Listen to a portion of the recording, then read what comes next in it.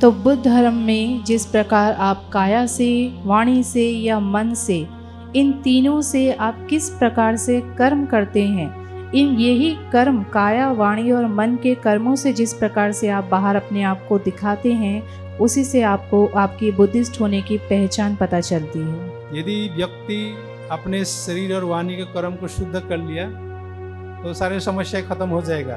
पारिवारिक समस्या भी खत्म हो जाएगा, सामाजिक समस्या, देश की समस्या भी दूर हो जाएगा। अगर आप इसे दिन प्रतिदिन में प्रयोग करें, मैं हमेशा यही बात कहती हूँ, श्रद्धा आप लोगों में कूट कूट के भरी है, बहुत श्रद्धा भरी है, लेकिन प्रज्ञा नहीं है। प्रज्ञा का होना भी जरूरी है। श्रद्धा के अभाव में प्रज्ञा विकलांग है और प्रज्ञा के अभाव में श्रद्धा विकलांग है। एवढे मोठे बाबासाहेब संविधान निर्माता असून कोणी कोणता तरी व्यक्ती आहे म्हणते त्याने निर्माण केलं, हे किती खोटेपणाचे आपले डाव साधवत आहेत, हे बौद्ध लोकांनी जाणून घेतलं पाहिजे। पूजनीय भिक्खुनी विनयशैला थेरी जी का आगमन हो चुका है। साधु साधु साधु।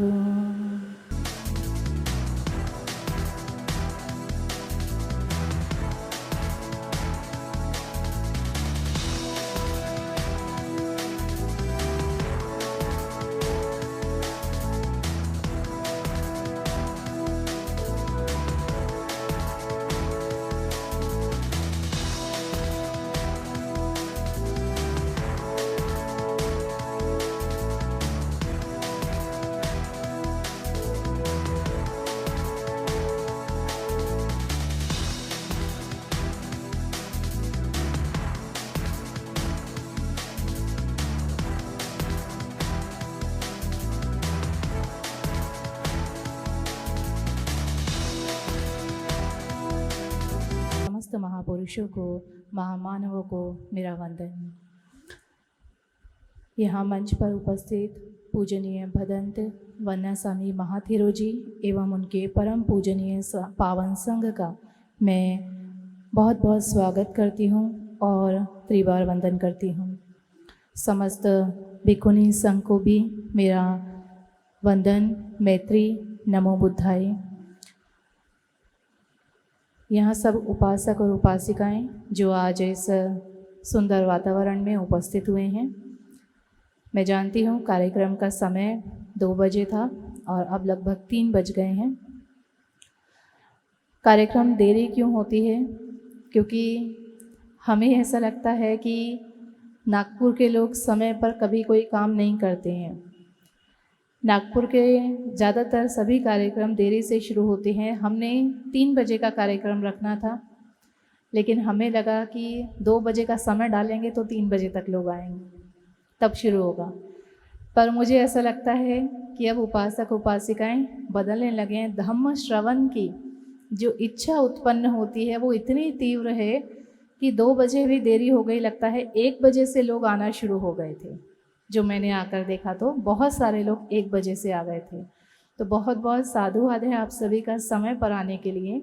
और भंते जी भी बिल्कुल समय पर एकदम 2 बजे, क्योंकि वे अरुणाचल से हैं और परंपरागत भगवान बुद्ध का धम्म वर्षों से वहाँ चल रहा है, तो वहाँ का जो ट्रेडिशन है, वहाँ का जो कल्चर है, तो वो लोग समय पर, भंते जी हमेशा वहाँ उस कल्चर के हिसाब से आज समय पर उपस्थित हुए। भंते जी बस देरी हुई है तो जो हमारी वर्तमान की हमारे पास में सबसे बड़ी धरोहर पूजनीय भिक्खुनी शीलाचारा महाथेरी जी, जो वर्तमान भारत में, आधुनिक भारत में प्रथम भिक्षुणी हैं फिलहाल में, उनसे पूर्व स्मृति शेष विशाखा महाथेरी जी थी जो 3 वर्ष पूर्व अंतिम श्वास ग्रहण कर चुके हैं। अब शीलाचारा महाथेरी अय्या जी हमारे बीच में हैं। नमो तस् भगवतो अरहतो सम्मा सम्बुद्धस्स। नमो तस् भगवतो अरहतो सम्मा सम्बुद्धस्स। नमो तस् भगवतो अरहतो सम्मा सम्बुद्धस्स। नमो तस् भगवतो अरहतो सम्मा सम्बुद्दस्स बुद्धं शरणं गच्छामि धम्मं शरणं गच्छामि संघं शरणं गच्छामि सुरामेरयमाजपमादठाना वेरमणि सिक्खापदं समादयामि इमानि तिसरनेन सह पंचशीलं अपमधेन शिला संपदित आम्बन्ते साधु साधु साधु त्यातच प्रेरणादायी अस्तित्व असतं. या परिचयाच्या कुपीतूनच मी ममता बोदेले परिचय करून देण्यासाठी आज तुमच्यासमोर आहे. जय भीम, नमो बुद्धाय. बुद्ध धम्म आहे ज्यांच्या हृदयात, धर्मेश आहे त्यांचे नाव, धम्माची पेरणी करतात जनमानसात, सामाजिक चळवळीचाही आहे त्यांना ध्यास. अशा व्यक्तिमत्वाचे धनी असणारे धर्मेश प्रसन्नजीत फुसाटे, सेवानिवृत्त तहसीलदार सर. आपण नागपूर, रामटेक, नरखेड, राजुरा, चंद्रपूर हे विभाग सांभाळलेत. तसेच आपण बुद्ध विहार, मैत्री संघ, राष्ट्रीय परिवर्तन संगोष्ठी याचे महासचिवपद सांभाळीत आहात आणि दैनिक बहुजन सौरभचे आपण संचालक आहात. Asian Buddhist pensioners associations Bajaj Nagar Nagpur येथेही आपण कार्यरत आहात. असे व्यक्तिमत्व आज आपल्याला मार्गदर्शक म्हणून लाभलेले आहेत. के लोगों में पहले से था कि उन्होंने मदद की और हम भी जानते हैं कि अतिथि देवो भव, हम हर अतिथि का स्वागत करते हैं. बाहर देश से आए हुए यदि किसी के पास भोजन नहीं है, वस्त्र नहीं है, तो उन्होंने बहुत सारा समय ऐसे बिताया और अंततः उन्होंने थाईलैंड में आजान चाह की परंपरा में उपसंपदा प्राप्त कर भिक्षु जीवन आरंभ किया. आज उन्हें कई वर्ष भिक्षु जीवन में हो चुके हैं. उनकी आयु भी लगभग 65 वर्ष से ऊपर हो चुकी है और पूरे विश्व में जितने भी बौद्ध विद्वान हैं, उन बौद्ध विद्वानों में आजान जय सारो जी का नाम भी प्रख्यात है. चाहे युवाओं की बात हो, चाहे धम्म को गहनता से, गंभीरता से समझने की बात हो, आजान जय सारो जी बहुत ही सरल और बहुत ही गंभीर तरीके से भगवान बुद्ध का धम्म लोगों तक पहुंचा रहे हैं. ना केवल इंग्लैंड, ना केवल थाईलैंड, बल्कि भारत व अनेक कोनों में भी. अक्सर भारत में उनका समय जनवरी में मिलता है, पर ये दुर्लभ क्षण है कि आज उनका समय मिला. हमारा कोई कार्यक्रम नहीं था आजान जय सारो जी के साथ में. हमारा कार्यक्रम 29 का फाइनल हो चुका था और अंत में हमें पता चला 2-3 दिन पहले, 4 दिन पहले कि आजान जय सारो जी 29 तारीख को आ रहे हैं. ऐसा लगा कि अलग से एक कार्यक्रम कैसे आयोजित किया जाए, तो मैंने रिक्वेस्ट की कि थोड़ी देर के लिए ही क्यों ना हो आप हमें समय दीजिए. और मैं उनका तहे दिल से बहुत बहुत साधुवाद करती हूँ कि उन्होंने ये दुर्लभ समय हमें दिया. तो मैं बहुत ज़्यादा समय ना लेते हुए, बहुत ज़्यादा भूमिका ना निभाते हुए आजान जय सारो जी से रिक्वेस्ट करूँगी कि वे अपनी धम्म देशना अपने मुख से हम सभी को धम्म देशना श्रवण करा के अनुकंपित करें. आई वुड रिक्वेस्ट आजान, because we all are here to listen the Dhamma talk from Ajan and it is a rare opportunity for all of us.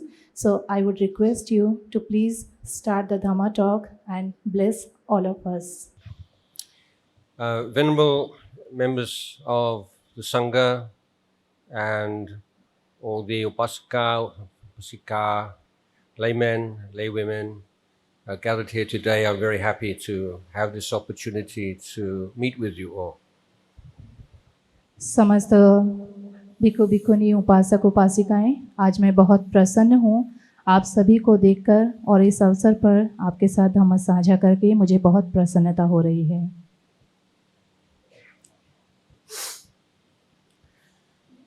So I would like to talk about the general principles of Buddha Dhamma to begin with. तो आज मैं आप सभी के साथ बुद्ध धर्म के भौतिक सिद्धांत, जो जनरल सिद्धांत हैं, उन सभी को मैं आपके साथ में साझा करना चाहूँगा.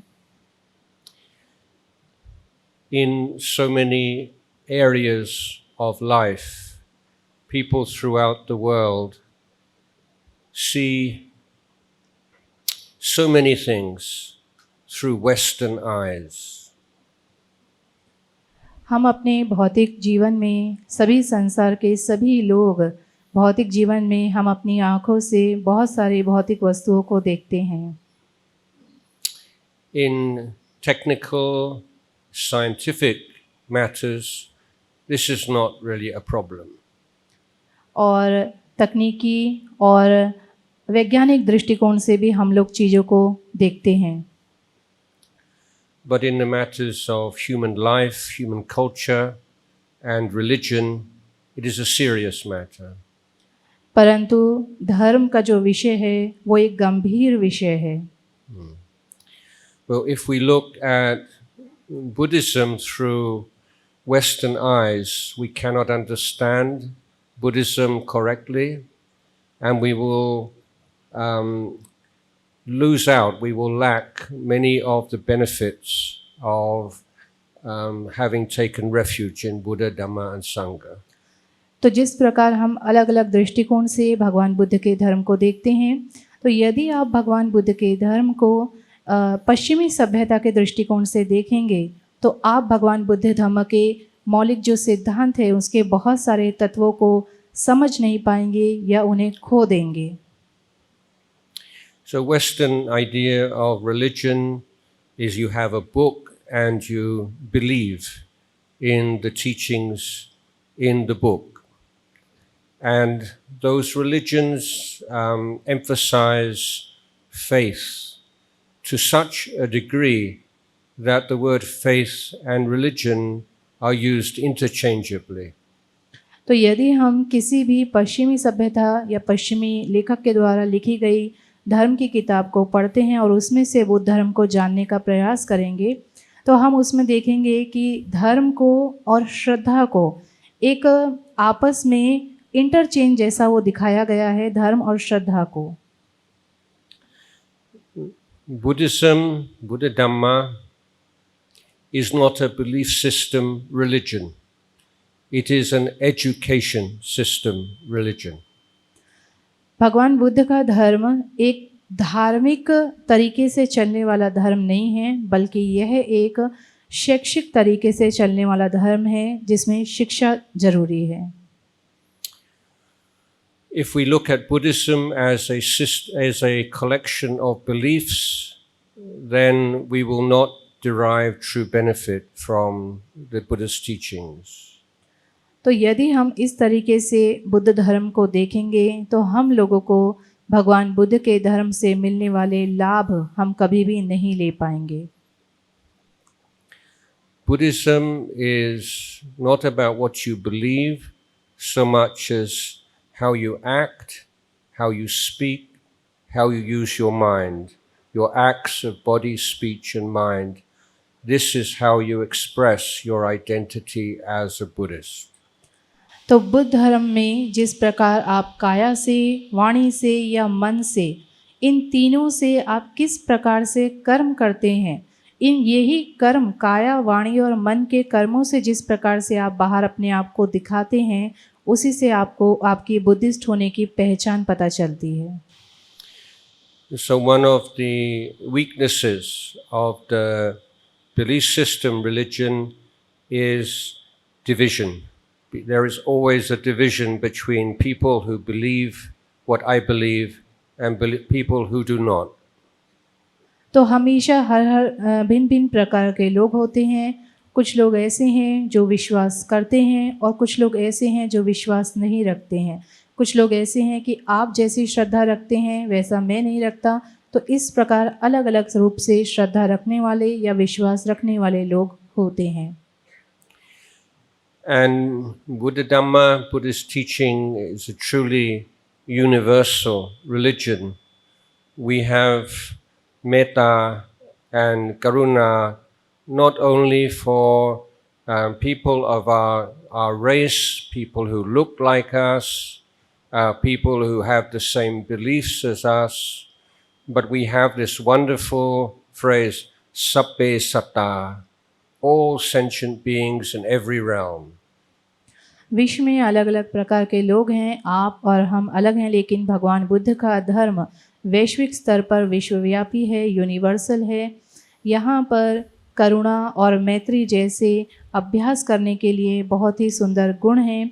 और जब भगवान बुद्ध की वाणी में हम कहते हैं सब्बे सत्ता, तो हम ये निर्भर नहीं करता कि हम कौन से देश से, कौन सी प्रजाति से हैं, परंतु सब्बे सत्ता में सभी प्रकार के सत्व शामिल हो जाते हैं।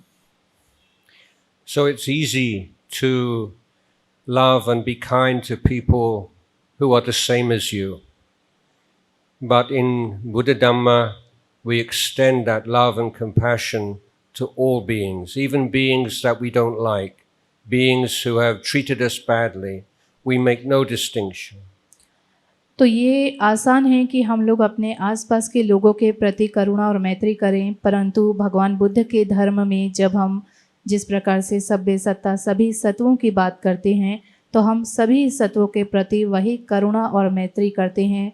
फिर ये निर्भर नहीं करता कि कोई लोग हमें पहचानते हैं या नहीं, या किसी ने हमारे साथ बुरा व्यवहार किया है या नहीं, वो चाहे बुरा हो चाहे ना पहचानता हो, लेकिन सभी के प्रति हम लोग करुणा और मैत्री का अभ्यास करते हैं। Because as Buddhists, we aspire to the cessation of harm, cessation of aversion and hatred. And the Lord Buddha taught that aversion and hatred never end with more aversion, more hatred, only end with the letting go of aversion and hatred. तो इस प्रकार से हम लोग द्वेष, लोभ आदि को समाप्त कर पाते हैं, क्योंकि भगवान बुद्ध स्वयं कहते हैं कि द्वेष को कभी भी द्वेष से या फिर वैर को कभी भी वैर से समाप्त नहीं किया जा सकता। वैर को समाप्त करने के लिए हमें चीज़ों को छोड़ देना या जाने देना ही पड़ेगा। In the Kakuchubam Upama Sutta, the Lord Buddha said, even if the evil bandits would capture you and would start to saw off your arms and legs with a big saw, if you were to be angry with them or to hate them, you would not be a follower of the Lord Buddha.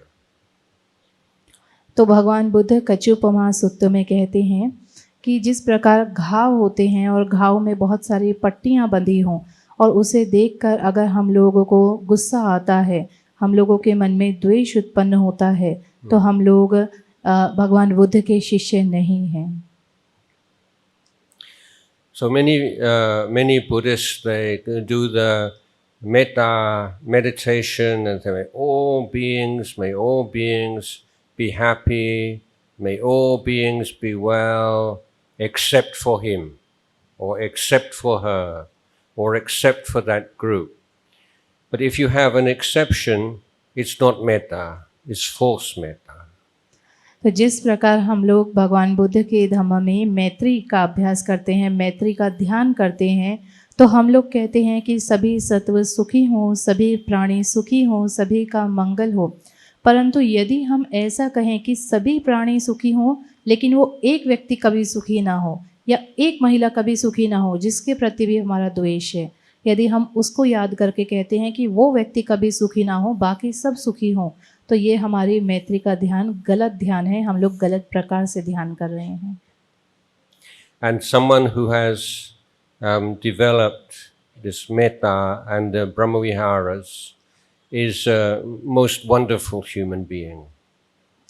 और जिस व्यक्ति ने अपने भीतर पूरी तरीके से मैत्री और चारों प्रकार के ब्रह्म विहारों को विकसित कर लिया है, वही व्यक्ति पूरी तरीके से शुद्ध होने की राह पे है। आदरणीय जे अजान जयसारो यांचं जे धम्मप्रवचन, तर त्यांनी 45 वर्ष फक्त थायलंडमध्ये जंगलामध्ये मेडिटेशन केलं, आणि आम्ही आता 68 वर्षाचे बौद्ध आहोत। किती वर्षाचे आहोत? भारतातले लोक आम्ही 68 वर्षाचे बौद्ध आहोत। तर आम्ही आमच्या बौद्ध संस्कृतीमध्ये आम्ही बघतो की आमच्यामध्ये किती बदल झालेला आहे। तर युवकांना जर बदल करायचा असेल तर आपल्याला जयसारो भंतेजींनी सांगितलं त्याप्रमाणे की आपलं जीवन पवित्र करायचं असेल तर बाबासाहेबांनी बुद्धांनी धम्मा जे धम्मग्रंथ आहे आपला बौद्ध धम्मग्रंथ, त्यामध्ये बिलकुल निव्वळ चांगल्या शब्दामध्ये सांगितलेलं आहे की काय सांगितलं आहे की जर तुम्हाला तुमचं जीवन पवित्र करायचं असेल तर पवित्र म्हणजे काय की सन्माननीय, की तुम्ही जशा कुठेही गेल्या की तुमच्यासमोर सर्व लोक नतमस्तक झाले पाहिजे. ज्याप्रमाणे आपल्याला आता जयसारोंकडे बघितल्याबरोबर असं वाटलं की त्यांच्यासमोर नतमस्तक झालं पाहिजे. आपल्याला धम्मदिना मॅडमकडे बघितलं की आपल्याला वाटतं की नतमस्तक झालं पाहिजे. हे येते कशातून? तर हे आपल्या घरामधल्या संस्कारामधून येतं. आपल्या घरीसुद्धा तसे संस्कार आपल्या आईवडिलांनी दिले पाहिजे. तर आपल्या आईवडिलांना आता त्या पद्धतीने तयार होण्याकरता बाबासाहेबांनी बुद्धांनी धम्मा दिला आणि बुद्धांनी धम्म्यामध्ये पहिल्याच 2-3 चॅप्टरमध्ये धम्म आणि अधम्म दिलेला आहे. तर आपल्याला युवकांना सांगितलं की धम्मामुळे किती बळ मिळतं. आज जगामध्ये फार बदल होत आहे आणि या बदलांमुळे फार मोठे आव्हानं आपल्यासमोर उभे झालेले आहेत. या आव्हानामुळे आपलं जीवन पुढे फार कष्टमय होणार आहे आणि आताच तर आपण बघतो की आपण बौद्ध असूनसुद्धा आपण किती कष्टामध्ये जगत आहोत. कारण आपलं मन हे चल आणि अचल आहे. आपलं मन स्थिर नाही, आपलं मन चंचल आहे, आपल्या मनावर आपला ताबा नाही. तेच आता जयसारोजींनी सांगितलं. त्याकरता आपल्याला काय सांगितलं की काया, वाचा आणि मन या 3च गोष्टी आहे की ज्याच्यामुळे आपण फार छान बनू शकतो. आणि ते बनण्याकरता युवकांनी सर्वात पहिले प्रयत्न करणं आवश्यक आहे. अजान जयसारोजींनी सांगितलं की काया, वाचा, मन याच्यावरच तुमचं कॉन्सन्ट्रेशन करा तर तुम्ही एक चांगले मनुष्य घडाल आणि या देशाला बलवान बनाल, या देशाला शक्तिशाल बनवाल. एवढं बोलून माझे 2 शब्द संपवतो. थँक्यू. आपण आपल्या जीवनामध्ये उत्कर्ष साधावा हे एक मार्गदर्शन आपण या माध्यमातून केलं. आपले खूप खूप साधुवाद, धन्यवाद. यानंतर सब्बदानं धम्मदानं जिनाती, सर्व दानापेक्षा धम्मदान हे सर्वश्रेष्ठ आहे. आणि म्हणून अशा ज्या दानपारमिता किंवा दानपारमिता पार पाडण्यामध्ये ज्या पुण्यशालिनी राहिलेले आहेत अशा सन्माननीय पुण्याच्या चैताली कदम, त्यांचे पती सचिन कदम आणि आई सुनीता सोनवणे यांचे आपण या ठिकाणी खूप खूप साधुवाद करूया, अभिनंदन करूया. कारण पुण्यावरून येऊन त्यांनासुद्धा वाटले की माझी दानपारमिता मी पूर्ण केली पाहिजे आणि अनायास या कार्यक्रमामध्ये त्या या ठिकाणी उपस्थित झाल्या. आणि दान असं असावं की दान हे सगळ्यांकडे न सांगता कुठेतरी माझ्या मनामध्ये आणि माझ्या चित्तामध्ये जी काही दानाची भावना आली आणि ते दान बोधिपक्षीय धम्म फाउंडेशनला म्हणजेच धम्मदिना अय्याजींच्या चांगल्या कार्याला या ठिकाणी जे धम्माचं कार्य सुरू आहे त्यांना ते दान करावं अशी त्यांना इच्छा उत्पन्न झाली. आणि म्हणून या ठिकाणी त्यांचं आपण साधुवाद केलं पाहिजे, स्वागत केलं पाहिजे. वैसे तो आप सभी इस कार्यक्रम को या अन्य किसी भी कार्यक्रम को सफल बनाने के लिए हमेशा दान करते हैं और आप सभी हमसे जुड़े हैं, बोधिपक्षीय परिवार से जुड़े हैं. यूट्यूब पर भी आप सभी लोग क्लासेस ज्वाइन करते हैं. तो आप सभी को पता है कि हमारा मध्य प्रदेश जिला शिवनी बरघाट तहसील में भिक्खुनी प्रशिक्षण केंद्र का निर्माण कार्य शुरू हो चुका है. सोनटके परिवार बरघाट के निवासी सोनटके परिवार ने 1 एकड़ भूमि भिक्खुनी प्रशिक्षण केंद्र हेतु दान की है और उस भूमि पर पहला भिक्खुनी प्रशिक्षण केंद्र की स्थापना शुरू हो चुकी है, निर्माण कार्य शुरू हो चुका है. चैत्राली कदम, उनके पति सचिन कदम जी और उनकी माता सुनीता सोनावने जी, ये पुणे से परिवार है और इनकी इच्छा हुई कि हम उस ट्रेनिंग सेंटर के लिए जो बरघाट में निर्माण हो रहा है, जिसे हमने बोधिधारा नाम दिया है, तो बोधिधारा प्रशिक्षण केंद्र के लिए उनके मन में इच्छा उत्पन्न हुई कि हम कुछ दान करें.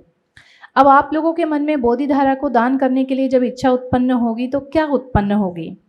हम ईंटा दान करेंगे, सीमेंट दान करेंगे, हम लोग 5,000, 10,000, 20,000, 50,000 दान करेंगे. पर इस परिवार के मन में, कदम परिवार और सोनावने परिवार के मन में उत्पन्न हुआ कि मुझे अपनी शादी के समय में अपने मायके से मिला हुआ सोने का नेकलेस बोधिधारा के लिए दान करना है. उसका मूल्य कितना है रुपए में, वो मैटर नहीं करता, क्योंकि मूल्य हम दे सकते हैं, पर जो आसक्ति त्यागने की भावना है वो सर्वश्रेष्ठ है। एक आसक्ति त्याग दी यानी एक दुख कम हो गया। हम सालों सालों नहीं, कितनी पीढ़ियों तक अपने मायके से, अपने ससुराल से मिला हुआ सोने को अपने सीने से लगा के रखते हैं, तिजोरियों में बंद करके रखते हैं कि हमारी इस पीढ़ी के काम आएगा, फिर उसकी अगली पीढ़ी के काम आएगा, फिर उसकी अगली पीढ़ी के काम आएगा। और हमें नहीं पता कि वो काम आएगा या क्षण भर में पीढ़ी दर पीढ़ी नष्ट हो जाएगा, क्योंकि हमारी जो संतानें हैं वो उसे नष्ट करेंगी या उसको बढ़ाएंगी, ये हमें नहीं पता। तो वो आसक्ति को त्यागना बहुत बड़ी चीज़ है, और ये कदम परिवार, सोनामने परिवार आज इस आसक्ति को त्याग कर एक और दुख से मुक्त हो रहा है। उन्होंने ये नेकलेस बोधि धारा के लिए दान करने का संकल्प लिया है। मैं चीवर में हूँ, भिक्खु और भिक्खुनियों का शील होता है जात रूप रजत फटी गहना वेरमणि। हम लोग किसी भी प्रकार का सोना, चांदी, हीरा आदि स्वीकार नहीं कर सकते, और अभी अभी आजान जयसारो जी ने भी हमें उपदेश दिया है। तो इस सोने को मैं हाथों से स्वीकार नहीं कर सकती हूँ। बोधिपखिया परिवार है यहाँ पर जो हमेशा बोधि धारा के लिए समर्पित है, और बोधि धारा का पूरा निर्माण कार्य अपने संरक्षण में वो देख रहे हैं। तो पूरा बोधिपखिया परिवार इस दान को स्वीकार करेगा, और इसका जो भी मूल्य होगा वो बोधि धारा के निर्माण कार्य में लगाया जाएगा। तो इस पुण्य कर्म के लिए, इतने बड़े दान के लिए, आसक्ति से मुक्त होने के लिए आप सभी ये कदम परिवार और सोनाने में परिवार का साधुवाद कीजिए। ये निश्चित रूप से साधुवाद के पात्र हैं। साधु साधु साधु। वर्षावास एक्चुअली भिक्षुओं के लिए होता है, परंतु नागपुर में अनेक उपासक उपासिका वर्षावास करते हैं। वो सही नहीं है। वर्षावास भिक्षु संघ के लिए होता है। हम इतिहास के तरफ यदि एक बार नज़र दें, तथागत के समय में भिक्षु लोग जब वर्षा के समय में तो बारिश बहुत ज़्यादा है, इसलिए भिक्षु लोग ऐसे ही ज़्यादा आना जाना करने से जो पेड़ पौधे घास सब उग जाते हैं। फिर भारत में ऐसा मान्यता है कि अभी भी है कि पेड़ पौधे झाड़ घास उसमें भी जीवन होता है, जीव होता है, तो उसका प्राणी हत्या जैसा होता है, ऐसा निंदा भी करते हैं। दूसरी बात, लोग भिक्षुओं को निंदा करते हैं कि इतनी बारिश से उस समय ज़्यादा हुआ करते हैं, तो बरसात में भी इधर उधर जाते रहते हैं। तो तथागत को पता चला, तो तथागत ने तब से एक आदेश दिए हैं कि एक रिजोल्यूशन के तौर पर विनय बना दिया कि भिक्षुओं को 3 महीना वर्षावास करना ही है। 3 महीना वर्षावास करना है। वर्षावास के समय 3 महीना तक कहीं बाहर नहीं जाना है। संघ को 3 महीना तक रहना है। केवल 5 कारणों से जा सकते हैं बाहर में, वो भी 7 दिन तक, 7 दिन के लिए। म्हणजे 7 दिन में वापस आना भी है। तो यदि माँ बाप बीमार है, माँ पिता, अपने गुरु, देन अपने परम मित्र जिनका उपकार बहुत है उसके लिए, और एक अपने श्रद्धावान उपासक उपासिका यदि बहुत दूर में है, वे अगर चाहते हैं कि हम प्रवचन सुनना चाहते हैं या शिविर लेना चाहते हैं, तभी वो जा सकते हैं। ये 5 कारणों से बाहर जा सकते हैं, वो भी 7 दिन में वापस आना ही है। ऐसा करके एक नियम बनाया है। उस समय में 7 दिन तक वो क्या बोलते हैं, ये 7 दिन के अंदर वापस आना है यदि गया तो भी। तो तथागत ने ये नियम बनाने का और एक भी कारण है कि वर्षावास के समय अगर किसी अनुभवी आचार्य की सानिध्य में रह करके ध्यान करे तो उनको ज्ञान प्राप्त होता है, मार्ग और फल ज्ञान प्राप्त होता है। इसलिए भी तथागत ने ये नियम को बनाए हैं। और बुद्ध के समय में अनेक कभी ज़्यादा भिक्षु होता है, संघ में आता है, तो उपासक उपासिका लोग क्या करते हैं, विहार बना के दान देते हैं। टेम्पररी विहार भी बना के दान देते हैं, 3 महीना रुक सके। और 3 महीना तक चटुपचिया म्हणजे विहार के लिए आवश्यकता, चीवर, भोजन और दवाई तो कभी कभार आवश्यकता होता है। चीवर तो एक बार दान देने से होता है, भोजन रोज देना पड़ता है। इस चटुपचिया तथागत ने संघों को दान देने के लिए अनुमति दी है। और आज के संदर्भ में ये कहना चाहता हूँ, जब कभी पैसा दान देते हो तभी ये बोलना है कि इस चतुपच्चय हेतु म्हणजे विहार के लिए, विहार की आवश्यकता के लिए, चीवर के लिए, दवाई के लिए और भोजन के लिए ही ये दान देते। उसको नवा कम्मा बोलते हैं पाली भाषा में। ऐसा सोच के दान देना होगा, क्योंकि बुद्ध ने पैसा दान देने के लिए नहीं कहा संघों को। जब दान देना पड़ते हैं तो इस चतुपच्चय हेतु दान दे रहा हूँ ऐसा बोल के दान देने का, ताकि संघ स्वीकार कर सके।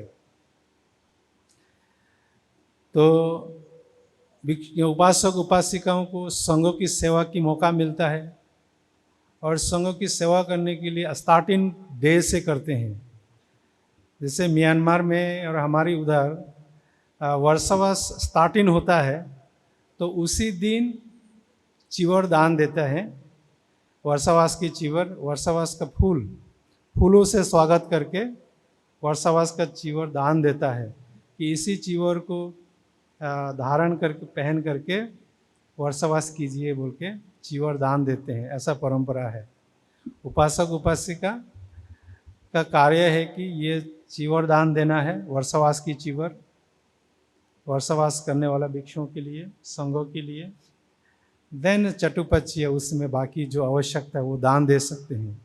और हर अमावस्या, पूर्णिमा और अष्टमी को विहार में जाके अष्टशील ग्रहण करना है, उपसत शील ग्रहण करना है, उपसत पालन करना है ना। ये गृहस्थियों के लिए है।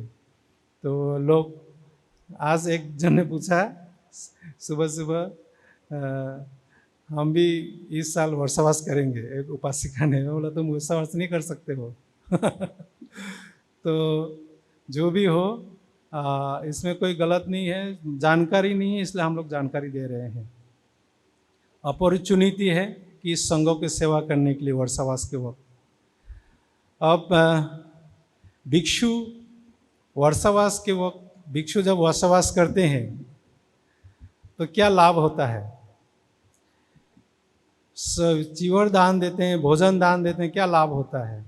जो दान दिए वो लाभ हुआ। विशेष लाभ ये है कि भिक्षुओं को जो धर्म ज्ञान लाभ होता है वो ज्ञान आपको लाभ होता है। भोजन दान देने के लिए 5 फल प्राप्त होता है, इसमें से एक ज्ञान भी है।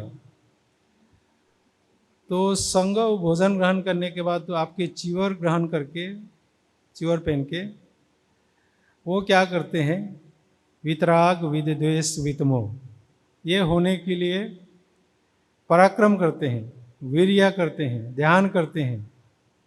शील सदाचार के जीवन को बेस बना के, विनय आचरण को बेस बना के 4 सतिपठान का प्रैक्टिस करते हैं, विपස්සना ध्यान का अभ्यास करते हैं। इसलिए साधक, ये उपासक उपासिकाओं को ज़्यादा लाभ होता है। तो संघ क्या क्या करते हैं उसको ना कहते हुए, मैं समय को देखते हुए 7 विशुद्धि बता देता हूँ। 7 विशुद्धि के बारे में चर्चा करना चाहता हूँ। 7 में से मैं केवल 4 चर्चा करूँगा, और 3 जो है इतना गंभीर है उसको मैं कभी मुलाकात हुआ, थोड़ा टाइम मिले कम से कम 2 घंटा, तो मैं चर्चा करूँगा, क्योंकि ये 4 जो है शॉर्ट में, स्वीट एंड शॉर्ट में कम समय में भी समझ सकते हैं। 4 विशुद्धि को अगर 4 विशुद्धि हो गया तो चूल्हा स्वतापन्न हो जाता है, म्हणजे अपाय दुर्गति नहीं होता है। जिस तरह महासतापन्न व्यक्ति को अपाय दुर्गति नहीं होता है, इसी तरह चूल्हा स्वतापन्न व्यक्ति को भी अपाय दुर्गति नहीं होता है। सट्टा विशुद्धि इन पाली, विशुद्धि मीन्स प्यूरिफिकेशन ऑफ माइंड। तो इसमें से सील विशुद्धि है, 7 स्टेजेस ऑफ विशुद्धि प्यूरिफिकेशन। उसमें माइंड के साथ ओरल एक्शन और बॉडी एक्शन। फर्स्ट है सील विशुद्धि। सील मीन्स अपने शरीर के कर्म को शुद्ध करना है और वाणी के कर्म को शुद्ध करना है। यदि व्यक्ति अपने शरीर और वाणी के कर्म को शुद्ध कर लिया तो सारे समस्या खत्म हो जाएगा। पारिवारिक समस्या भी खत्म हो जाएगा, सामाजिक समस्या, देश की समस्या भी दूर हो जाएगा। परंतु यहाँ सील विशुद्धि का अर्थ ये है कि शरीर के 3 कर्म, वाणी के 4 कर्म और मन की 3 कर्म को कहाँ है। शरीर के 3 से कर्म प्राणहत्या, चोरी, व्यभिचार। वाणी के 4 कर्म झूठ नहीं बोलना, पिसुना वाचा म्हणजे चुगलीबाजी, आपस में लड़ना नहीं। देन फरोसा वाचा म्हणजे गाली गलौज, कठोर शब्द यूज नहीं करने का। देन संभा फलापा वाचा म्हणजे निरर्थक बात नहीं करना है। निरर्थक बात का अर्थ होता है, यहाँ पे अभिधम्म अथा कथा कहते हैं कि ऐसा कुछ ना देखे, नहीं सुने और नहीं पढ़े जिससे मिथ्या दृष्टि डेवलप होते हो। जिससे मिथ्या दृष्टि डेवलप हो गया तो वो जो बोलते हैं धर्म के बारे में वो निरर्थक हो जाता है। इसलिए वो नहीं बोलना है, नहीं देखना, नहीं सुनना है जिसमें मिथ्या दृष्टि से भरा हुआ हो। ये वाणी की 4 कर्म है, महत्वपूर्ण कर्म है। देन मन की 3 कर्म है, अविज्जा, व्यावदा, मिच्छदित्ति। अविज्जा मन का कर्म है। ऐसा लोभ आता है बिना मेहनत से दूसरे के संपत्ति अपना बनाने के लिए छल कपट करते हैं, झूठ बोलते हैं, या जो भी करना चाहे वो सब करते हैं। व्यावद क्रोध होता है, मिथ्या दृष्टि, मन में मिथ्या दृष्टि होता है। ये मन में आएगा तभी वो शरीर और वाणी से दुष्कर्म करते हैं। इसलिए सील विशुद्धि म्हणजे 10 कर्मों को शुद्ध करना है। तथागत कहते हैं कि सब पाप सकरण, सारे दुष्कर्म से बचना है, सील है। तो आप सभी को वंश धन्यवाद देता हूँ। सील सदाचार का जीवन जिए, सुख शांति के जीवन जिए। सभी लोग सुख ही जीना चाहते हैं। जैसे खुद सुखी होना चाहते हैं, ऐसी तरह कोई दुखी होना नहीं चाहते हैं।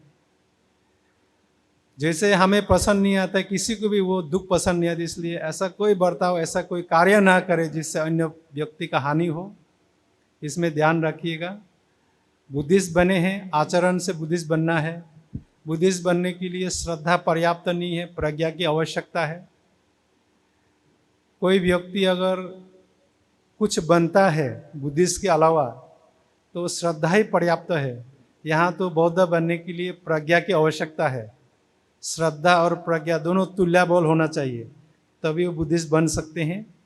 इसलिए बहुत बहुत धन्यवाद। Rosen Drogondo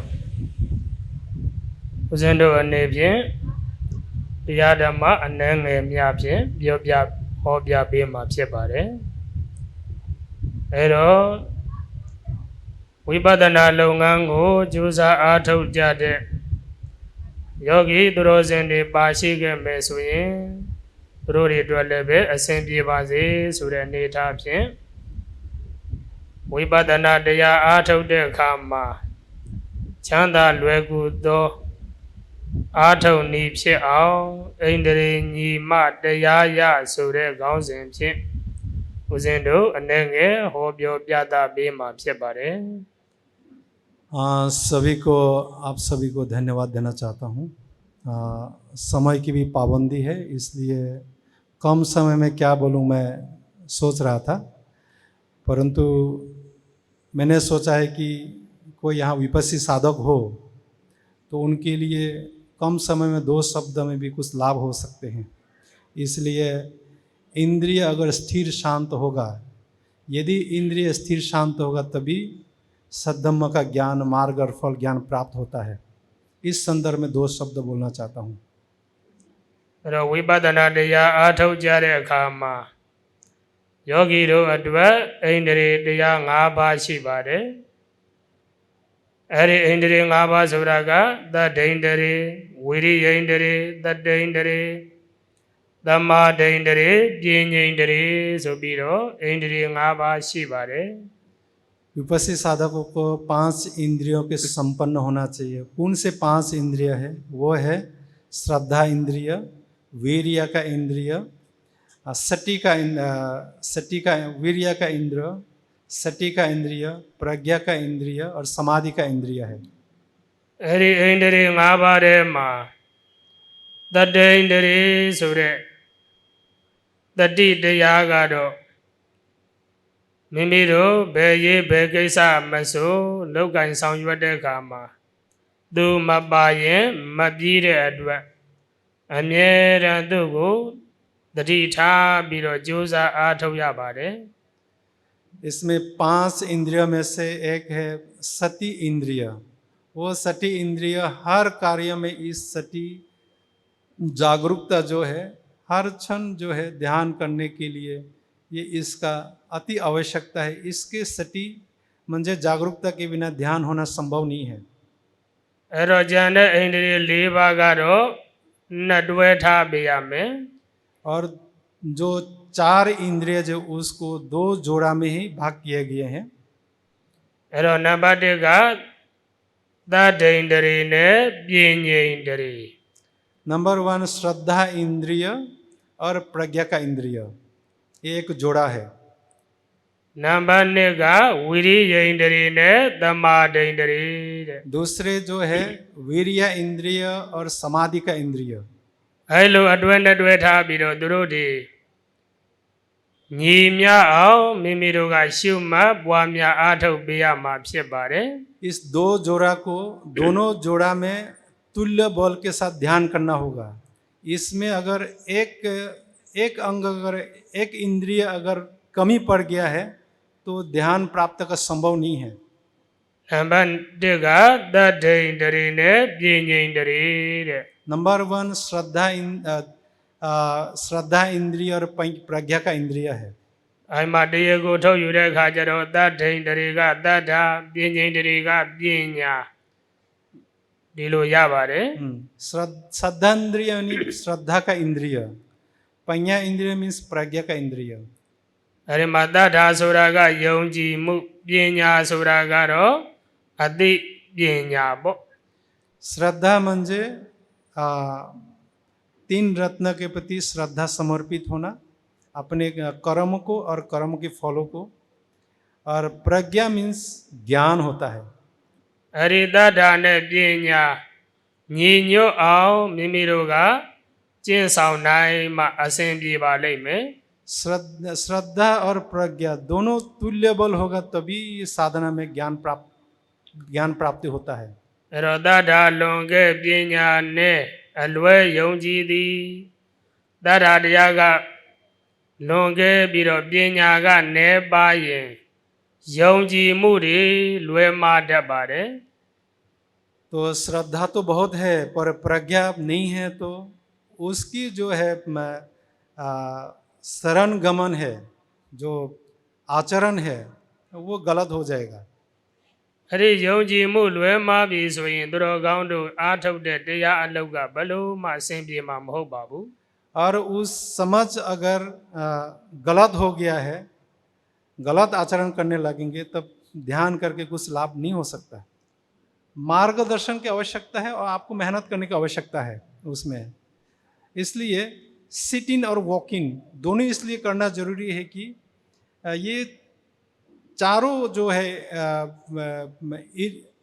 इंद्रिय जो है इसको अगर तुल्य बल होना चाहिए, जैसे कि समाधि और समाधि के साथ साथ वीर्य जितना किया समाधि तुल्य बल होना चाहिए, जितनी श्रद्धा है प्रज्ञा तुल्य बल होना चाहिए, जितना प्रज्ञा है समाधि भी तुल्य बल होना चाहिए, जितने प्रज्ञा क्या बोलते हैं ये समाधि है उतना वीर्य भी होना चाहिए। ये चारों ये दो जोड़ा है, दोनों का तुल्य बल होना चाहिए। इसके लिए सिट इन और वॉक इन पैरेलल एक साथ में काम करना होगा, तभी ये चारों जो है इंद्रिय जो है तुल्य बल होगा, तभी जो है मार्ग ज्ञान प्राप्त की संभव है। इतना है कहते हुए उसको समझे, जो समझा उसको आचरण करने में सक्षम हो और आप सबको लाभ हो। इन मंगल मैत्री से प्रवचन विराम है। ये वास्तव में हमारे लिए बहुत दुर्लभ क्षण है कि हम लोगों ने 2 धम्मदेशना का आयोजन किया, लेकिन हमें 4 धम्मदेशना सुनने को मिल रही हैं। ये पुण्य का ही फल होता है, अन्यथा ये ऐसे प्राप्त नहीं होता। दूसरी चीज़, बेशक भंते जी ने जो बताया वो सारा हमारे दिमाग के ऊपर से गया होगा, है ना? कुछ समझ में आया? क्योंकि आप में से बहुत सारे लोग विपश्यना साधक साधिका हैं, तो निश्चित रूप से कुछ समझा होगा, लेकिन कठिन था समझना। लेकिन आप ये देखिए कि हम धर्म में कितने पीछे चल रहे हैं। बर्मा की परंपरा में इतना गहन, इतना गंभीर धर्म उपासक उपासिकाओं को सिखाया जाता है, और हम लोग 30 शरण पंचशील भी ठीक से नहीं सीख पाते और वहीं पर अटके हुए हैं। तो हम कितने पीछे हैं अभी धर्म में। ये तो कम से कम समझ में हमको आया होगा कि हम लोग ऐसी देशना सुन नहीं पा रहे ज़्यादा देर तक। हमारा मन विचलित हो रहा है कब ख़त्म होगा। तो अभी धर्म में हम बहुत पीछे हैं, बहुत काम करने की ज़रूरत है। इसके बाद में क्योंकि भंते जी को जाना है, महादेव सुखी दीर्घो युको भवा अभिवादन शिलीसा नित्यं उद्धावजायिनो सट्टारो धम्म वदन्ति आयुवन्नो सुखं बलन्ति। विशा का जो मिगार माता है, उन्होंने तथागत से कहा कि जैसे सम्यक संबुद्ध तो पूरे ज्ञाता थे, उनको पता था कि कौन संघ जो है कौन से फल को प्राप्त हुआ है ना।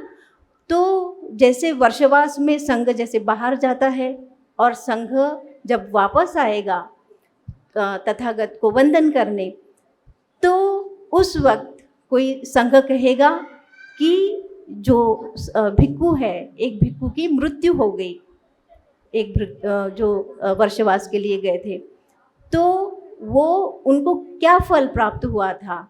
वो श्रोतापन्न थे, सकुतागामी थे, कौन सा फल उनको अरहंत हो गए थे, ये मुझे पता चलेगा तथागत के द्वारा। तो मैं तथागत को पूछूंगी कि तथागत, ये जो भंते जो मृत्यु हो गई है वो हमारे श्रावस्ती में कभी आए थे क्या? तो तथागत कहेंगे कि हाँ, वो हमारे श्रावस्ती में कभी आए थे।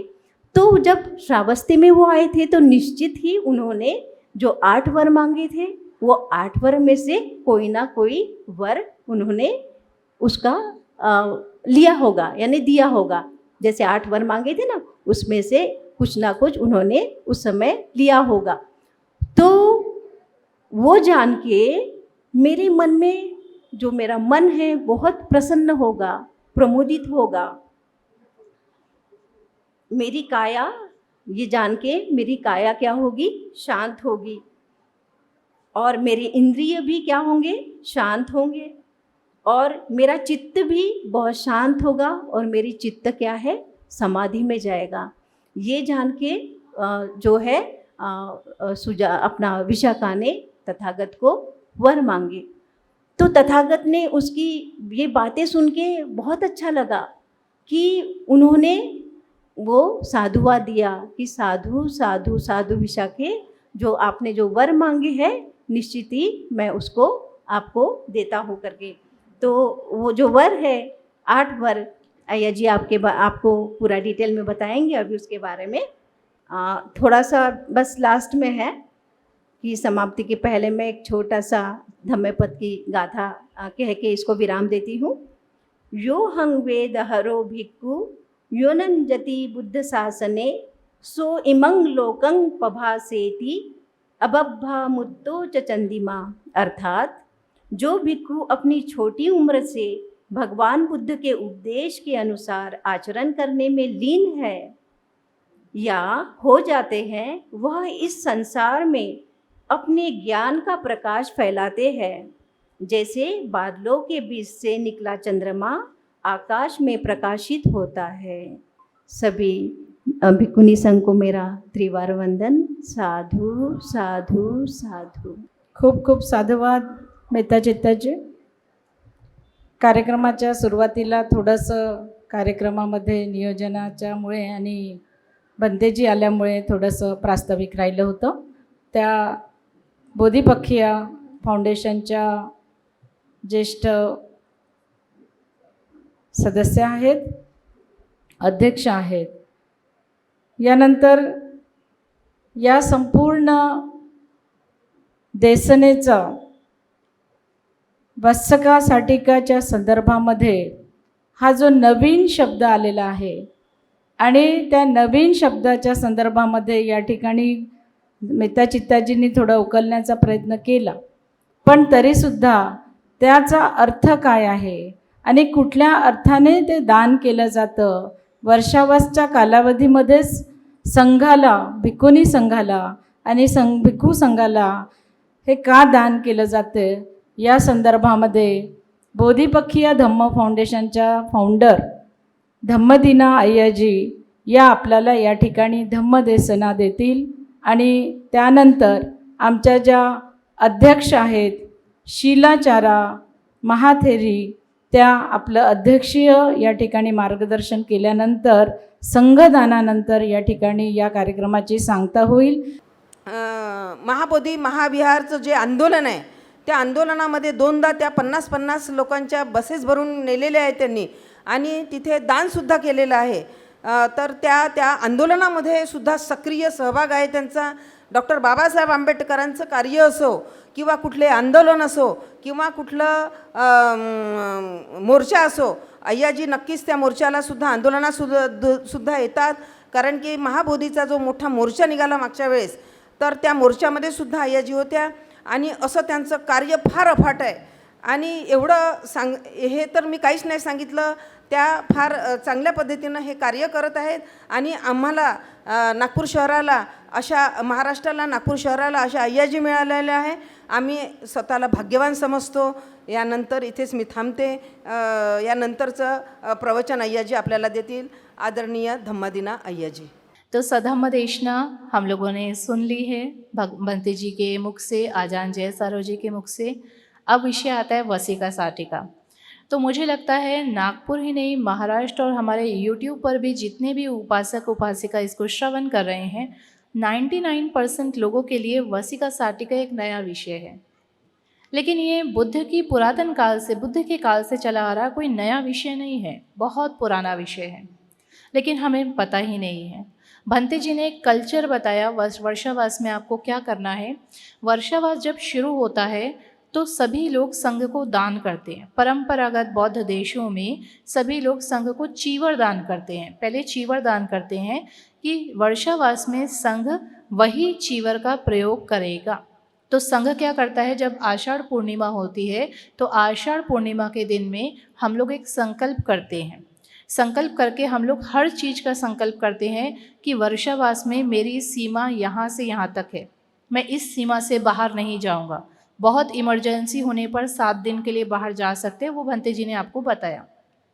तो केवल बाहर जाने का संकल्प नहीं होता, संकल्प चीवर का, संकल्प भोजन का, हर चीज़ का संकल्प होता है कि मैं वर्षावास में कौन सा चीवर प्रयोग करूँगा. उसका अधिष्ठान होता है, उसको अधिष्ठान कहते हैं. तो आषाढ़ पूर्णिमा के अगले दिन चीवर लेकर के अधिष्ठान किया जाता है कि मैं ये चीवर पूरे 3 महीने प्रयोग करूँगा, इसके अलावा कोई और चीवर का प्रयोग नहीं करूँगा. ये चीवर का अधिष्ठान हुआ.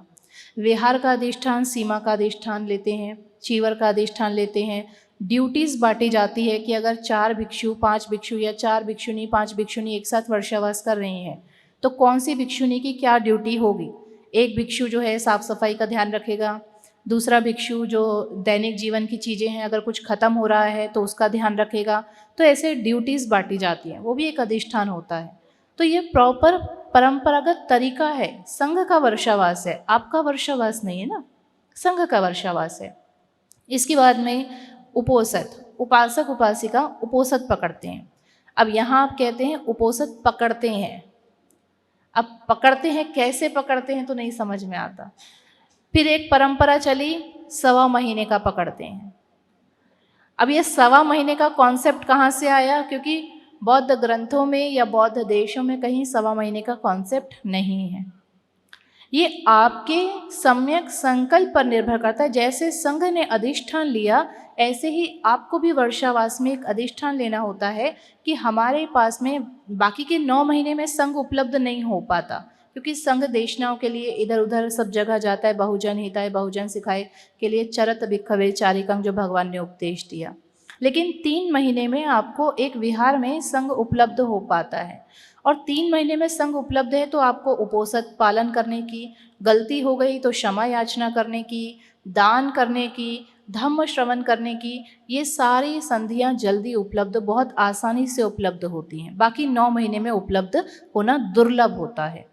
तो 3 महीने में आपको मौका मिला है तो आप लोग उपोसत धारण कीजिए। जिसने आज तक उपोसत धारण नहीं किया वो कम से कम 3 महीने की पूर्णिमा को उपोसत धारण कीजिए। जो केवल पूर्णिमा का उपोसत धारण करता है वो एक स्टेप और आगे जाए, वो पूर्णिमा और अमावस्या का उपोसत धारण करे।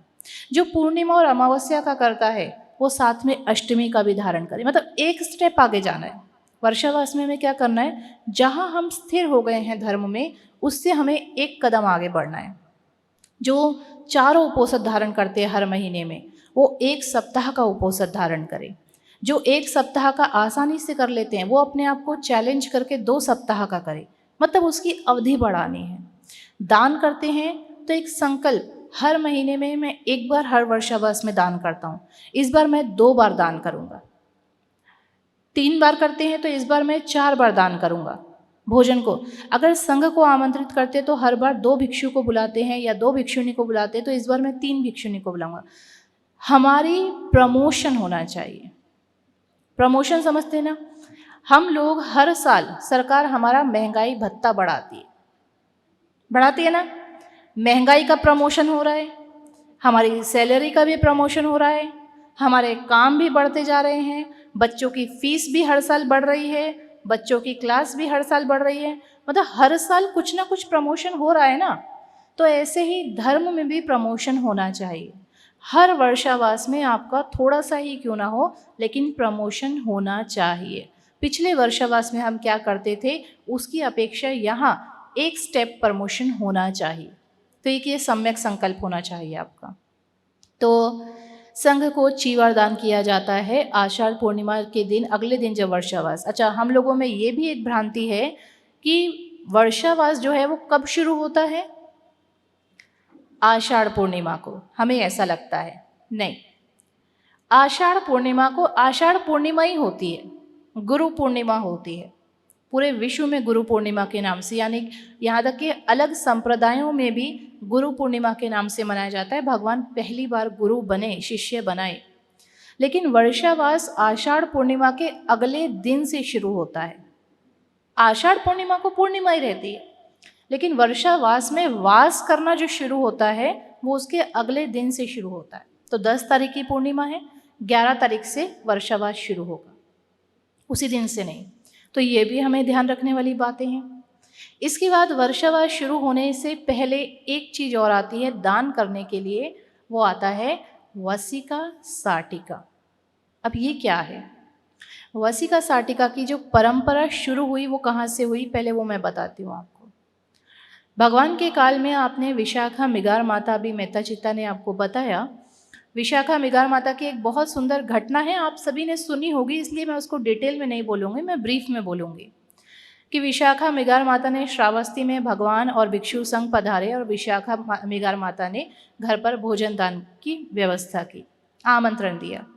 भोजन पक जाने के बाद दासी को भेजा कि जाओ भिक्षुओं को बुला लाओ, लेकिन भिक्षु जो थे वो निर्वस्त्र होकर के वहाँ बारिश में नहा रहे थे। चीवर नहीं होता था। आज हमारे पास में 2-2, 3-3 सेट चीवर है। क्यों? आज मशीनों से कपड़ा बनता है तो कपड़ा बहुत है हमारे पास। आपकी भी तो अलमारियाँ भरी पड़ी हैं घर में, है ना? तो हमारे पास कपड़ा बहुत है, लेकिन भगवान के समय में मशीनें नहीं थी। हाथ से कपड़ा बुनना उतना आसान नहीं होता था, बहुत लंबा समय लगता था। तो कपड़ों की मात्रा कम होती थी, कपड़ों की सप्लाई कम होती थी। तो उस समय एक ही चीवर होता था भिक्षु के पास में, और भिक्षुनी के पास में भी एक सेट चीवर। तो वो चीवर पहन के नहा नहीं सकते, गीला हो जाएगा, तो वो चीवर उतार कर वो निर्वस्त्र होकर नहा रहे थे।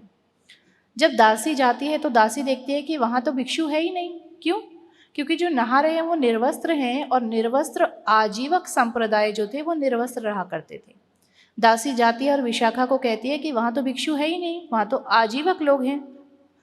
तो विशाखा समझ जाती है, क्योंकि प्रज्ञावान होती है, श्रद्धा के साथ प्रज्ञा भी होती है। तो विशाखा समझ जाती है। विशाखा दोबारा भेजती है, दोबारा जाओ।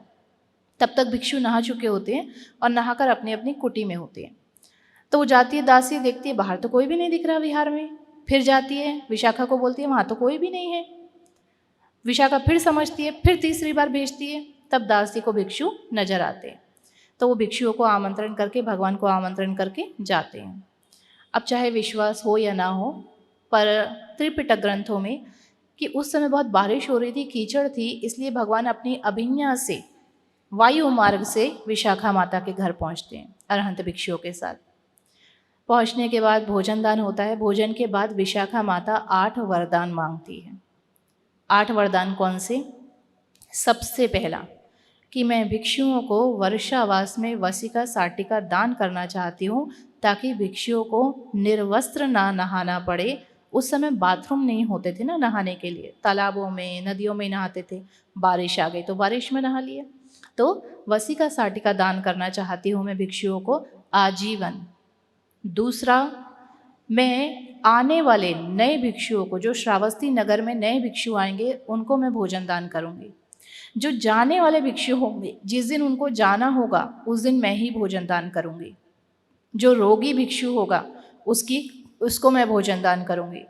जो रोगी की सेवा करने वाला होगा उसको भी मैं ही भोजन दान करूँगी। जो रोगी होगा उसको औषधि भी दान करूँगी। जो रोगी होगा उसको यवागु भी दान करूँगी, और भिक्षुनियों को उदका सातिका भी दान करूँगी। ये 8 वरदान विशाखा माता ने मांगे। कुछ नहीं भी समझ में आए होंगे आपको। भगवान ने कहा, क्यों तुम ऐसे वरदान क्यों मांग रही हो? तो विशाखा क्या कहती है? पहला, मैं वसिका साटिका दान करना चाहती हूँ, ताकि जैसी मेरी दासी को गलत फहमी हुई, ऐसी गलत फहमी औरों का ना हो, और भिक्षुओं को निर्वस्त्र होकर ना नहाना पड़े, इसीलिए। दूसरा, आने वाले जो नए भिक्षु होंगे तो ना उनको गलियों का पता होगा यहाँ के, ना गाँव का पता होगा, और अगर वो चारिका करने निकले और किसी घर ढूंढते ढूंढते या गली ढूंढते ढूंढते वो विहार का रास्ता भूल गए तो परेशानी हो सकती है, उनका भोजन भी छूट सकता है। इसीलिए वो मेरे घर भोजन करें जब तक उन्हें गलियों का पता ना चल जाए। तीसरा, जाने वाले भिक्षु, अगर किसी भिक्षु को किसी दिन कहीं जाना है, दूसरे नगर में जाना है, तो अगर वो चारिका करने जाएंगे तो चारिका में उन्हें देरी हो सकती है, और देरी होने के कारण वहाँ पहुँचने में उन्हें देरी हो सकती है। और अगर चारिका उस दिन ना करें और पहुँचने के लिए जल्दी निकल जाएं तो भूख की वजह से हो सकता है उनकी यात्रा अधूरी रह सकती है। इसीलिए भोजन करके और चले जाएं। चौथा, रोगी भिक्षु है तो उसे भोजन की आवश्यकता होगी। रोगी भिक्षु अपने से उठकर जा नहीं सकता भोजन करने के लिए, तो मैं भोजन दान करूँगी। जो रोगी की सेवा करेगा, अगर वो सेवा करने वाला भिक्षु चारिका के लिए निकल गया तो रोगी की सेवा उस समय में कौन करेगा? तो इसलिए उसको भी मैं भोजन दान करूँगी। इसके पश्चात में रोगी को औषधि दान करूँगी, क्योंकि औषधि होगी तो उसकी शरीर की पीड़ा कम होगी, पीड़ा कम होगी तो वो जल्दी स्वस्थ होगा। इसके बाद मैं यवागु दान करूँगी। यवागु आपको नहीं पता होगा, यवागु एक प्रकार की खिचड़ी है। जैसे आज हम किसी का पेट खराब होता है, बुखार होता है, तो हम लोग कहते हैं ना कुछ हल्का बना लेते हैं, खिचड़ी बना लेते हैं, दलिया बना लेते हैं। तो भगवान के समय में ऐसे ही यवागु बनाया जाता था। उसकी रेसिपी भी मैं आपको बताऊंगी, घर जाकर ट्राई कीजिएगा, बहुत अच्छा होता है, पौष्टिक भी होता है, टेस्टी भी होता है। तो यवागु दान करूँगी क्योंकि भगवान ने यवागु के 10 गुण बताए हैं, औषधीय गुण। जैसे खिचड़ी के 10 गुण हैं, पानी की मात्रा होती है, हवा नहीं बनाती, एसिडिटी नहीं बनाती, बहुत सारी चीज़ें हैं। ऐसे ही यवागु के भी गुण हैं। मैं थोड़ा जल्दी जल्दी बोल रही हूँ। यवागु के अपने गुण हैं, तो इसलिए मैं यवागु दान करूँगी ताकि वो शीघ्र ही स्वस्थ हो जाए, उनकी पाचन शक्ति अच्छी हो जाए रोगी भिक्षु की। और भिक्षुणियों को उदका सातिका दान करूँगी। क्यों? उदका सातिका क्या होता है? जो हमारा अंतर्वास होता है, अंतर्वास की तरह ही सेम एक जो है कपड़ा दान होता है अंतर्वास की तरह, उसको उदका साटिका बोला जाता है। उदका साटिका क्यों? क्योंकि उस समय भिक्षुणियाँ जो हैं वो निर्वस्त्र होकर तालाब में, नदियों में नहाया करती थी। और एक दिन कुछ भिक्षुणियों के साथ में कुछ गणिकाएँ भी नहा रही थी। महिलाओं के लिए तालाब था तो सभी महिला नहा रही थी, फिर चाहे भिक्षुणी हो चाहे गणिका हो, तो गणिका भी नहा रही थी।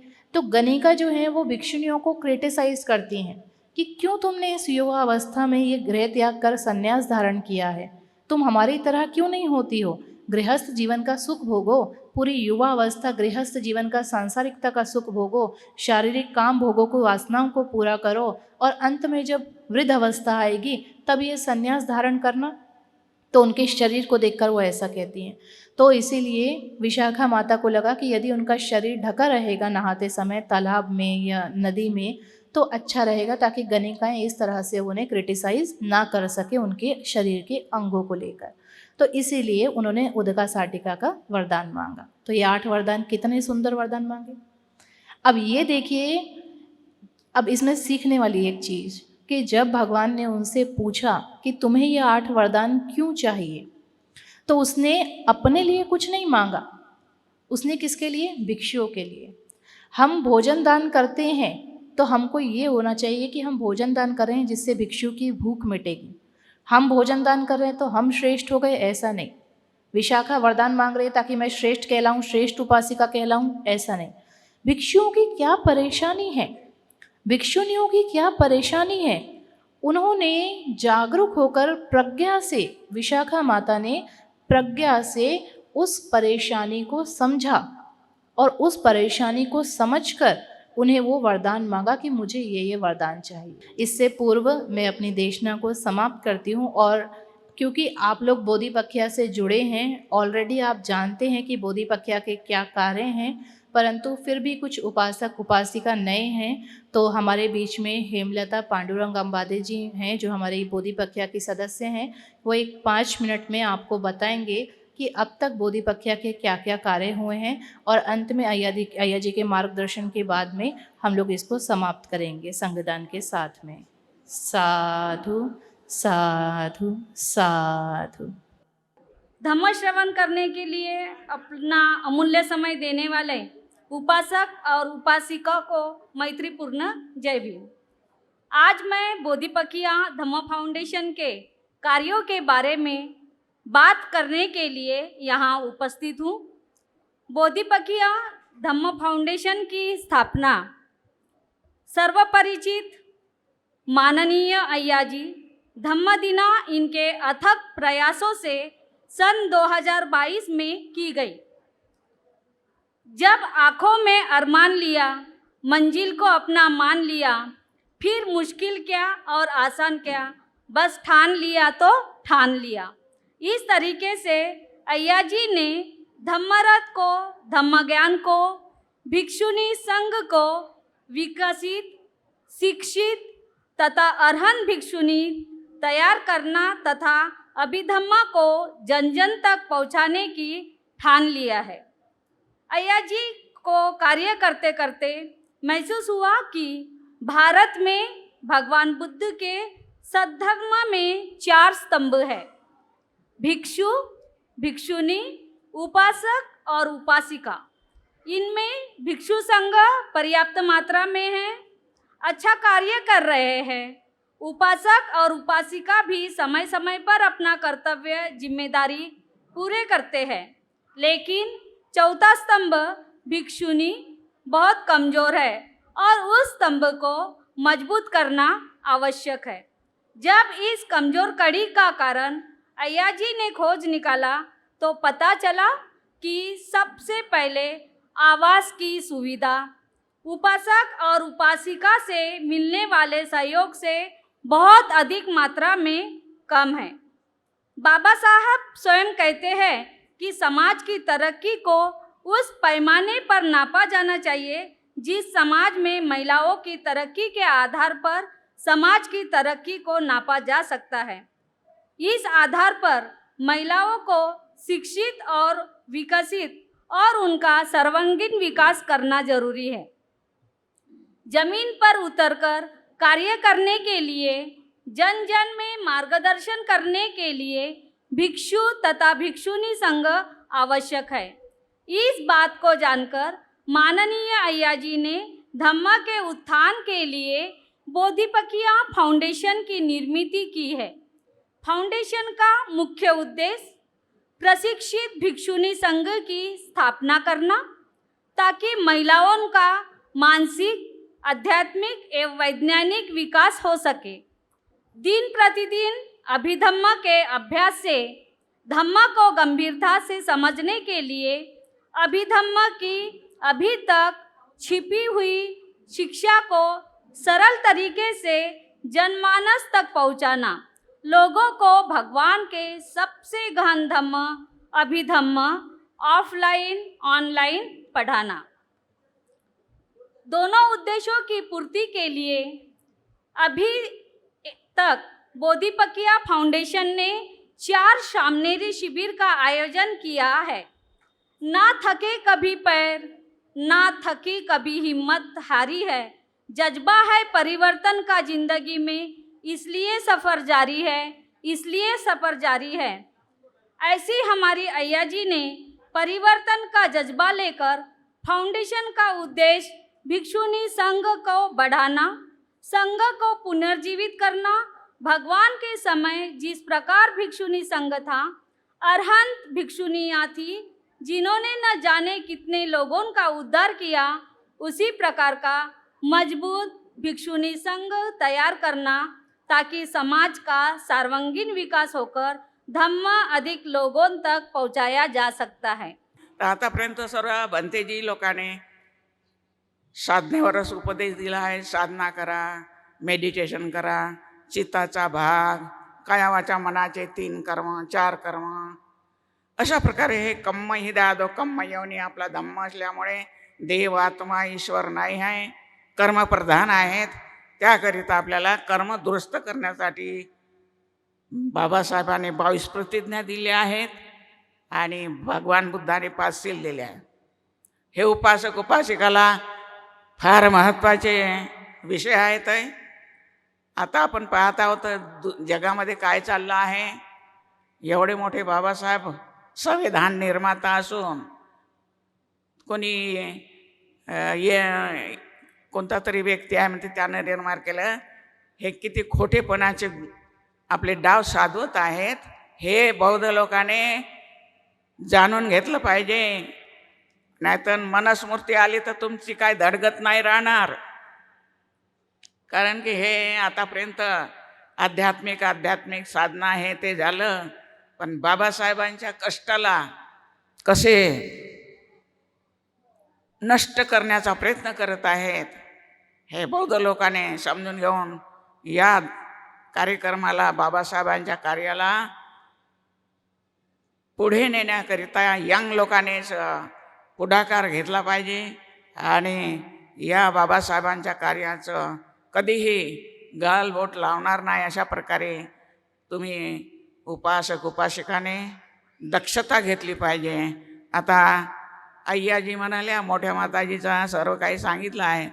मी तर म्हणतो काय तक्षशिला बाई आहेत ना, तक्षशिला वाघधरे, पण त्या पहिले नाही काय, तक्षशिला वानखेडे होत्या। मग तुमची आई होती 1973 मध्ये माझी प्रवेशा झाली आहे। 1973 आमच्या अय्याजी तर 64 मध्ये अनागरिका आणि 67 मध्ये त्यांची प्रवेशा झाली आहे। हे तुम्ही कशा चुप राहता, एवढ्या मोठ्या गोष्टी लपवून ठेवता। आई कशी सांगत होती तुमची आई, मग हो म्हणता नाही, मी ऐकत नाही, हो मी मान्य नाही करत तुम्हाला। तर अशा प्रकारे आपल्या धम्माला पुढे नेण्यासाठी सर्व उपासक उपासिकाने ताकद लावली पाहिजे. बसून राहण्याची वेळ नाही आहे, आता झोपून राहण्याची वेळ नाही आहे, घरामध्ये बसण्याची वेळ नाही आहे. पुढाकार घ्या, मैदानात निघा, कमरेला सेवगुंडा तुम्ही बाई लोकांनो. आणि बाबासाहेबांचं कार्य पुढे नेण्यासाठी धम्मत आहेच, पण बाबासाहेब राहिले तर तुमची धडगत आहे, नाही तर काही नाही. तुम्ही गुलाम बनवल्याशिवाय राहणार नाहीत. कारण की एवढं मोठं काम बाबासाहेबाचं, हे त्याच्या रस्त्यामध्ये बाबासाहेब काटे उभे आहेत. म्हणून बाबासाहेबाला ते नाकारत आहेत. जाणतात की सर्व सच्चाई आहे, परंतु सच्चाईला खोटं कसं करावा हे ते बरोबर शिकले आहेत पहिलेपासूनच. राम जे काय म्हणतात त्या लोकांपासूनच खोटे कामं केलेले आहेत आणि ते त्यांचे शिष्य लोकसुद्धा खोटे कामं करत आहेत. पण आपल्या धम्मामध्ये सच्चाई भरलेली आहे. बाबासाहेब आणि बुद्ध हे तुमच्यासाठी महान आहेत आणि धम्माला पुढे नेण्यासाठी सुद्धा भिक्षू संघ, भिक्षुणी संघ, कार्यकर्ते, उपासक उपासिका यांची सुद्धा गरज आहे. आणि तुम्ही आता पुढे होण्यासाठी बिलकुलही वेळ घालवू नका. तिकडं महाबोधीचा प्रश्न आहे, इकडं ग्वाल्हेरचा प्रश्न आहे, बाबासाहेबाच्या मूर्तीला बसवू देत नाही. आणि आता इकडं आपल्या संविधानावर ते तोडगा टाकत आहेत. संविधान जर गेलं तर तुमची काय धडगत राहत. मनस्मृती आल्यावर बायाला, घरवाला जर वारला तर तिला सतीच पाठवतात, घरवाला वारला तर सती पाठवतात, असा नेम आहे त्याच्यामध्ये. शूद्राने काय करावं, संपत्ती बाळगू नये, त्याची गुलामगिरी करावं. आता त्या कोणत्या तरी गावाला घडलं ना ओबीसी संघ, ह्या ओबीसी झोपले आहेत. इटावा त्याचं हे केलं, त्याला त्या बाईचं मूत्र शिंपलं अंगावर. अशा प्रकारे हे आता संविधान असताना ते लोक एवढे मजल गाठत आहेत. तर मग नंतर संविधान नाही राहिलं तर मग तुम्ही तर बस काहीच तुमची राहणार नाही. म्हणून याच्यासाठी बाबासाहेबाचे कष्ट व्यर्थ जाऊ नये, त्याच्यासाठी तुम्हाला खूपच परिश्रम घ्यायचे आहे. आणि येणाऱ्या जनतेसाठी, येणाऱ्या पिढीसाठी तुम्ही जर आता थंडे बसले तर येणारी पिढी गुलाम झाल्याशिवाय राहणार नाही. आणि तुम्ही जर थंडे नाही बसले तर तुमची येणारी पिढी छाती काढून चालन जातीवादाच्या डोक्यावर. तर हे आपल्याला करायचं आहे.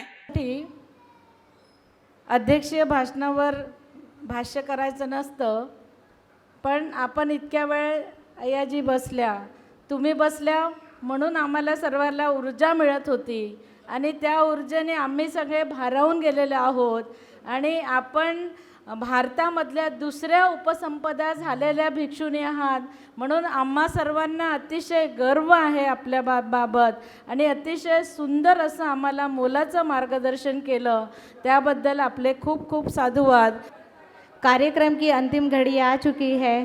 सर्वप्रथम मैं हमारे एक आमंत्रण पर अपनी देशना से अनुकंपित करने आए पूजनीय भदंत वन्ना स्वामी जी एवं उनके साथ पधारे भिक्षु संघ का खूब खूब अनुमोदन करती हूँ, आभार करती हूँ.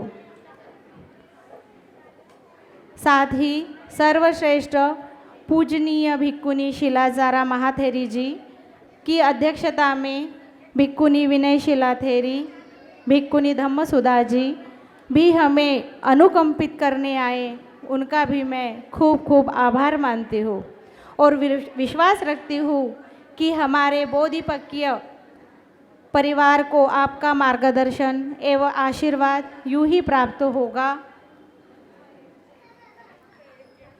कार्यक्रम की प्रस्ताविका हेतु श्रामनेरी मेहता चित्ता अय्या जी का भी खूब खूब आभार मानती हूँ. पूजनीय भंते अजान जय सारो जी अपना समय देकर हमें अनुकंपित किया, उनका भी मैं खूब खूब आभार मानती हूँ. इस कार्यक्रम के आयोजक बोधिपकीय परिवार, शाक्यदीता संघ, बैरिस्टर राजाभाऊ खोब्रागडे प्रतिष्ठान, सभी का मैं खूब खूब आभार मानती हूँ.